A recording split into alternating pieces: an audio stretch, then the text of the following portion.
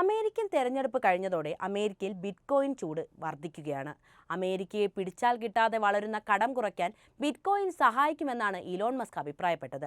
ട്രംപിന്റെ രണ്ടാം വരവോടെ ക്രിപ്റ്റോ കറൻസിക്ക് വലിയ സ്വീകാര്യതയാണ് ലഭിക്കുന്നത്. ഫിയറ്റ് കറൻസികളിൽ ജനങ്ങൾക്ക് വിശ്വാസം നഷ്ടപ്പെടുകയും അമേരിക്കൻ സാമ്പത്തിക മേഖല തകരുകയും ചെയ്യുന്നതോടെ അതിന് പരിഹാരം കാണാൻ ക്രിപ്റ്റോ കറൻസികൾക്ക് സാധ്യമാണെന്നാണ് മസ്കിന്റെ വിലയിരുത്തൽ. അമേരിക്കയുടെ ഭാവി ക്രിപ്റ്റോയിലാണെന്ന് വിശ്വസിക്കുകയാണ് ഇലോൺ മസ്ക്. അമേരിക്കയെ രക്ഷിക്കാൻ മാത്രം എന്ത് കഴിവാണ് ഈ കറൻസിക്കുള്ളത്? എന്താണ് ഈ ക്രിപ്റ്റോ കറൻസി? നമുക്ക് പരിശോധിക്കാം. എന്താണ് ക്രിപ്റ്റോ കറൻസി? ക്രിപ്റ്റോ അഥവാ ഡാറ്റ എൻസ്ക്രിപ്ഷൻ കൈമാറ്റ മാധ്യമമായ കറൻസി എന്നീ രണ്ട് പദങ്ങൾ ചേർന്നതാണ് ക്രിപ്റ്റോ കറൻസി എന്ന വാക്കുണ്ടാകുന്നത്. ഭാവിയിൽ ലോകം ഭരിക്കുക ഈ കറൻസിയാകുമെന്ന തലത്തിലേക്കുള്ള ചർച്ചകൾ ഇതിനോടകം തന്നെ വന്നു കഴിഞ്ഞു. കുറച്ചുകൂടി ലളിതമായി പറഞ്ഞാൽ ഇലക്ട്രോണിക് വെർച്വൽ പണമാണ് ഈ ക്രിപ്റ്റോ കറൻസി. ബിറ്റ്കോയിന് പിന്നാലെ വന്ന നെയിം കോയിൻ, ലിറ്റ് കോയിൻ, പീർ കോയിൻ എന്നിവ തുടർന്നുള്ള വർഷങ്ങളിൽ ബിറ്റിനെ പിന്തുടരുകയും ക്രിപ്റ്റോ കറൻസികളുടെ വളർച്ചയ്ക്ക് ആക്കം കൂട്ടുകയും ചെയ്തതോടെയാണ് ക്രിപ്റ്റോ കറൻസിയിലേക്ക് ലോകം ശ്രദ്ധിച്ചു തുടങ്ങുന്നത്. 2003 അവസാനത്തോടെ 50 വ്യത്യസ്ത ക്രിപ്റ്റോ കറൻസികൾ ഉണ്ടായിരുന്നു. 2014 അവസാനത്തോടെ ഈ കണക്ക് ഏകദേശം 10 മടങ്ങ് വർദ്ധിച്ച് 500 ആയി. അതായത് വലിയ രീതിയിലുള്ള വളർച്ചയാണ് ഈ വർഷങ്ങൾ കൊണ്ട് ഈ കറൻസി കൈവരിച്ചത്. ഇന്നും ദുരൂഹത വിട്ടുമാറാത്ത ക്രിപ്റ്റോ കറൻസിയുടെ ഉത്ഭവത്തെക്കുറിച്ച് ഞാൻ പറയാം. ജപ്പാനിലെ സതോഷി നാക്കോമോട്ടോ എന്ന സാങ്കല്പിക വ്യക്തിയാണ് 2008 ബിറ്റ്കോയിൻ എന്ന പേരിൽ ആദ്യ ക്രിപ്റ്റോ കറൻസി ആവിഷ്കരിച്ചത്. ഇത് ഒരാളാണോ അതോ ഒരു സംഘം ആളുകളാണോ എന്നത് ഇപ്പോഴും വ്യക്തമല്ലാത്ത കാര്യമാണ്. ഇതിനെക്കുറിച്ച് വ്യക്തമായ വിവരം നൽകാൻ ആർക്കും സാധിച്ചിട്ടുമില്ല. അതിനെക്കുറിച്ച് ദുരൂഹത ഇന്നും തുടരുകയാണ്. ഗണിതം, കമ്പ്യൂട്ടർ സയൻസ്, ക്രിപ്റ്റോഗ്രാഫി എന്നിവയിൽ വൈദഗ്ധ്യമുള്ള ഷിനിച്ചി മൊജി സുക്കി ആണ് ഇതെന്നാണ് പറയപ്പെടുന്നത്. എന്നാൽ ക്രിപ്റ്റോ കറൻസിയുടെ ഉത്ഭവം ഒരു വ്യക്തിയിൽ നിന്നല്ല, അതൊരു പറ്റം മനുഷ്യരടങ്ങിയ സംഘത്തിൻ്റെതാണെന്നുമാണ് മറ്റൊരു വാദം. അങ്ങനെയാണെങ്കിൽ ആ സംഘത്തിൽ ഗവേഷകർ, എഞ്ചിനീയർമാർ, സാമ്പത്തിക വിദഗ്ധർ എന്നിവർ ഉൾപ്പെട്ടിട്ടുണ്ടാകും. ചിലരാകട്ടെ നാക്കോമോട്ടോ ഒരു കൃത്രിമ ബുദ്ധി, അതായത് AI സംവിധാനമാണെന്നും വിശ്വസിക്കുന്നുണ്ട്. ഈ AI സംവിധാനം സ്വയം പഠിക്കുകയും ക്രിപ്റ്റോ കറൻസിയുടെ ആശയം സൃഷ്ടിക്കുകയും ചെയ്തു.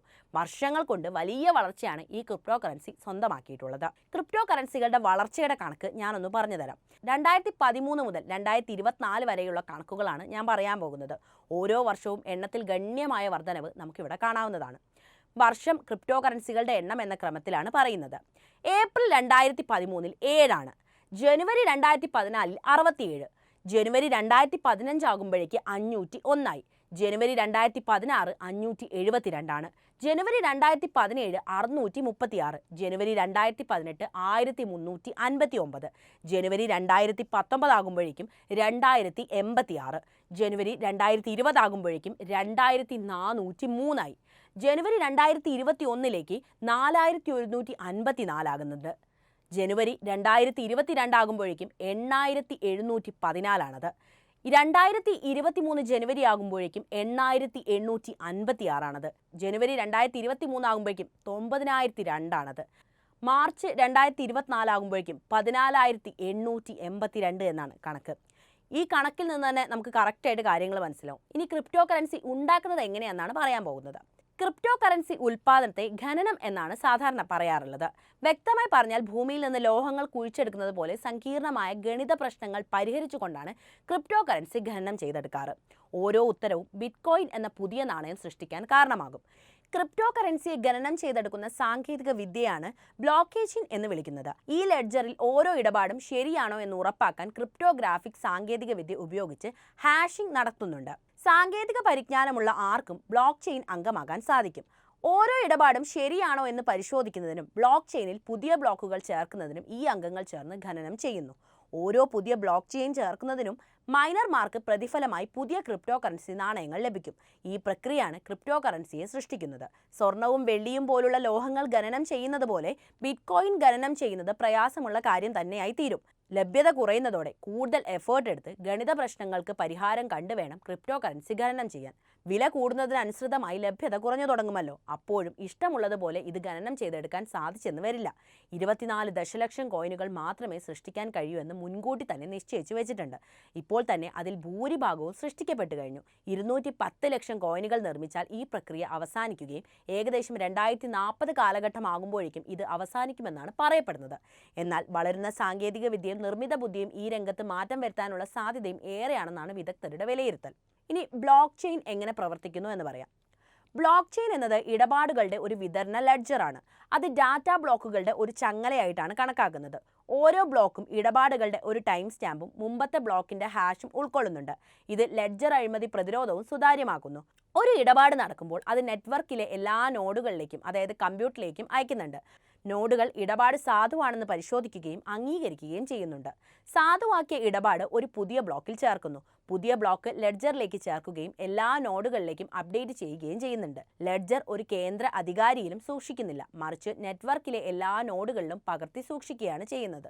ഓരോ ബ്ലോക്കും മുമ്പത്തെ ബ്ലോക്കുമായി ലിങ്ക് ചെയ്തിരിക്കുന്നതിനാൽ ലെഡ്ജർ മാറ്റാൻ പ്രയാസമാണ്. ലെഡ്ജറിലെ എല്ലാ ഇടപാടുകളും എല്ലാ നോഡുകൾക്കും കാണാൻ കഴിയും. ഇത് സുതാര്യമാണ് എന്നതിന് തെളിവായിട്ട് ഉദ്ധരിക്കുന്നുണ്ട്. എൻക്രിപ്ഷൻ സാങ്കേതികവിദ്യ ഉപയോഗിച്ച് ലെഡ്ജർ സുരക്ഷിതമാക്കുകയും ചെയ്തിട്ടുണ്ട്. ഇന്ത്യയിൽ ക്രിപ്റ്റോ കറൻസി നിയമപരമാണോ എന്നതാണ് അടുത്ത കാര്യം. ഇതിന്റെ ഉത്തരം അതെ എന്നാണ്. ഇന്ത്യയിൽ ബിറ്റ്കോയിൻ നിയമപരമാണ്. എന്നാൽ ഇടപാടുകൾക്കുള്ള നിയമപരമായ ടെൻഡറായി ഇത് അംഗീകരിക്കപ്പെട്ടിട്ടില്ല. ഇന്ത്യയിൽ ബിറ്റ്കോയിനും നികുതി ബാധകം തന്നെയാണ്. ഇന്ത്യൻ വിപണിയിൽ ഇന്ന് ബിറ്റ്കോയിന്റെ വില അറിയാൻ $56,589.43 ഇന്ത്യൻ രൂപയിലേക്ക് മാറ്റിയാൽ മതി. എന്നാൽ ക്രിപ്റ്റോ കറൻസിയെ മിക്ക രാജ്യങ്ങളും ഔദ്യോഗികമായി അംഗീകാരം നൽകിയിട്ടില്ല. അതിനാൽ തന്നെ അതിന് ആന്തരിക മൂല്യം ഒന്നും തന്നെയില്ല. രാജ്യം ബിറ്റ്കോയിൻ നിരോധിച്ചാൽ അവ പ്രസക്തിയില്ലാത്ത കേവലം ലെഡ്ജർ ചെയ്ത കണക്ക് മാത്രമായി തീരും. ഇവയുടെ മൂല്യത്തിനനുസരിച്ച് സ്വർണമോ മറ്റു വസ്തുക്കളോ ഒന്നും ആരും ഉറപ്പു നൽകുന്നുമില്ല. കേവലം വിപണി മൂല്യം ഉണ്ട് എന്ന് മാത്രം. റിസർവ് ബാങ്ക് പോലുള്ള കേന്ദ്ര ബാങ്കുകൾ അംഗീകരിക്കാത്തത് കൊണ്ട് തന്നെ ഇവയുടെ അപകട സാധ്യത കൂടുതലാണ് എന്നാണ് പറയാനുള്ളത്. വിപണി ആവശ്യവും ലഭ്യതയും അനുസരിച്ച് ക്രിപ്റ്റോ കറൻസിയുടെ മൂല്യം വ്യത്യാസപ്പെടുന്നുണ്ട്. ക്രിപ്റ്റോ കറൻസിയുടെ നിയമപരമായ നില വിവിധ രാജ്യങ്ങളിൽ വ്യത്യാസപ്പെട്ടിരിക്കുന്നു. ചില രാജ്യങ്ങൾ ക്രിപ്റ്റോ കറൻസിക്ക് നിയമപരമായ അംഗീകാരം നൽകിയിട്ടുണ്ട്, മറ്റുള്ളവ ഇത് നിരോധിച്ചിട്ടുമുണ്ട്. ചിലത് ഇതിനെ നിയന്ത്രിക്കുന്നതിനുള്ള നിയമങ്ങൾ വികസിപ്പിച്ചുകൊണ്ടിരിക്കുകയാണ്. ഇന്ത്യയിൽ ക്രിപ്റ്റോ കറൻസി നിയമവിരുദ്ധമല്ല, എന്നാൽ ഇത് നിയന്ത്രിക്കുന്നതിനുള്ള നിയമങ്ങൾ ഇതുവരെ നിലവിലില്ല. 2022 ഫെബ്രുവരിയിൽ ഇന്ത്യൻ റിസർവ് ബാങ്ക് ക്രിപ്റ്റോ കറൻസികൾ വിപണന അപകട സാധ്യതകൾക്ക് സാധ്യതയുണ്ട് എന്ന മുന്നറിയിപ്പ് നൽകിയിട്ടുണ്ട്.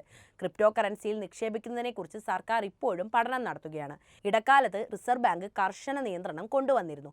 ഇതിനെ സുപ്രീം കോടതിയിൽ ഇന്റർനെറ്റ് ആൻഡ് മൊബൈൽ അസോസിയേഷൻ ഇടപെട്ടാണ് മറികടന്നത്. Algeria, Bangladesh, China, Egypt, Iraq, Morocco, Nepal, Qatar and Tunisia എന്നീ രാജ്യങ്ങളൊന്നും ക്രിപ്റ്റോ കറൻസിയെ അംഗീകരിക്കാത്ത രാജ്യങ്ങളുടെ പട്ടികയിൽപ്പെടുന്നവയാണ്. ഇനി ക്രിപ്റ്റോ കറൻസിയിൽ പതിയിരിക്കുന്ന അപകടങ്ങളെക്കുറിച്ചാണ് പറയുന്നത്. ക്രിപ്റ്റോ കറൻസിയിൽ നിക്ഷേപിക്കുന്നത് ഉയർന്ന അപകട സാധ്യതയുള്ളതാണ്. വിലയിലെ വലിയ ചാഞ്ചാട്ടങ്ങൾക്ക് വിധേയമാകുന്നതിനാൽ ക്രിപ്റ്റോ കറൻസി വളരെ അസ്ഥിരമാണ്. നിക്ഷേപം നഷ്ടപ്പെടാനുള്ള സാധ്യത എല്ലായ്പ്പോഴും ഇവിടെ നിലനിൽക്കുന്നുണ്ട്. ക്രിപ്റ്റോ കറൻസിയുടെ നിയമപരമായ നില രാജ്യങ്ങളിൽ വ്യത്യാസപ്പെടുന്നു. ചില രാജ്യങ്ങൾ പെട്ടെന്ന് അത് നിരോധിച്ചുവെന്നും വരാം. അതുകൊണ്ട് തന്നെ അതിൻ്റെ മൂല്യം അസ്ഥിരമാണ്.